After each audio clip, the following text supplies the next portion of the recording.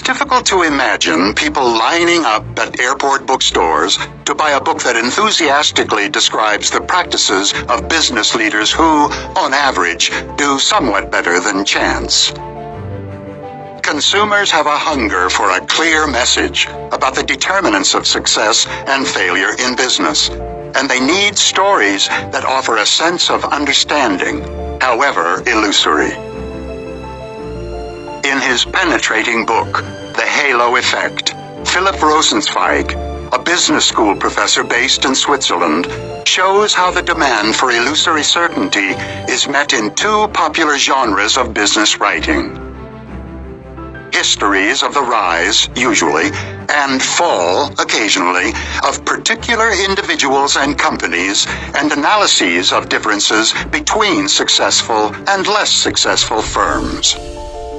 He concludes that stories of success and failure consistently exaggerate the impact of leadership style and management practices on firm outcomes, and thus their message is rarely useful.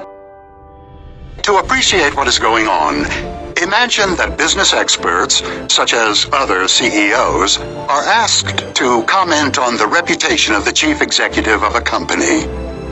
They are keenly aware of whether the company has recently been thriving or failing. This knowledge generates a halo.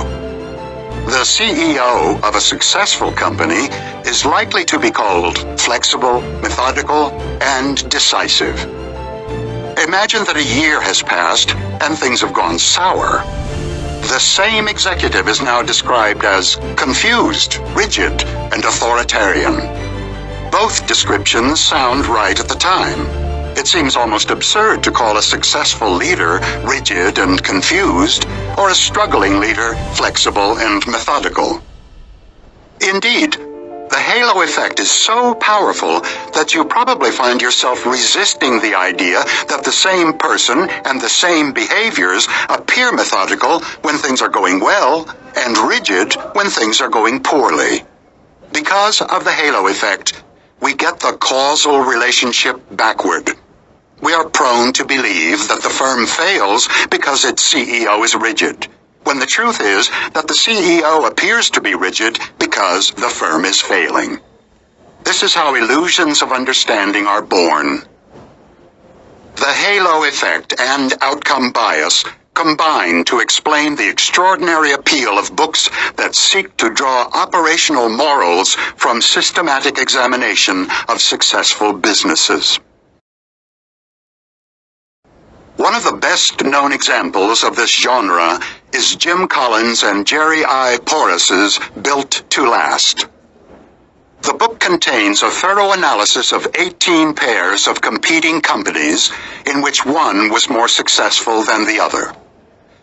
The data for these comparisons are ratings of various aspects of corporate culture, strategy, and management practices. We believe every CEO, manager, and entrepreneur in the world should read this book, the authors proclaim. You can build a visionary company. The basic message of Built to Last and other similar books is that good managerial practices can be identified and that good practices will be rewarded by good results. Both messages are overstated. The comparison of firms that have been more or less successful is to a significant extent a comparison between firms that have been more or less lucky.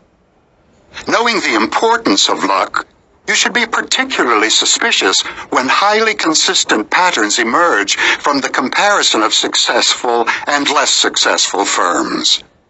In the presence of randomness, regular patterns can only be mirages.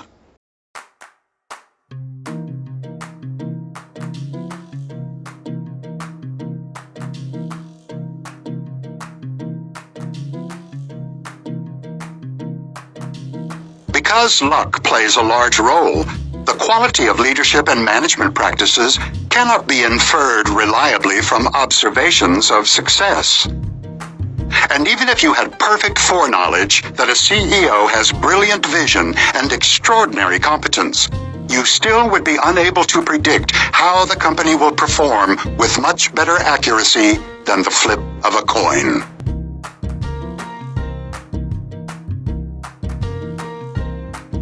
On average, the gap in corporate profitability and stock returns between the outstanding firms and the less successful firms studied and built to last shrank to almost nothing in the period following the study.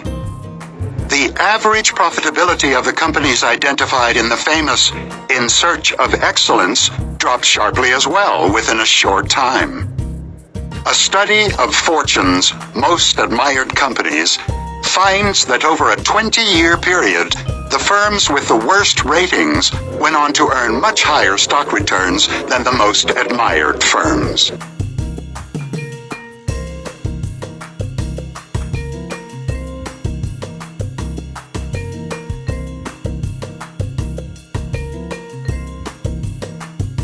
You are probably tempted to think of causal explanations for these observations.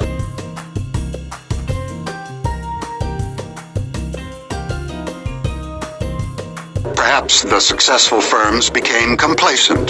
The less successful firms tried harder. But this is the wrong way to think about what happened. The average gap must shrink, because the original gap was due in good part to luck, which contributed both to the success of the top firms and to the lagging performance of the rest.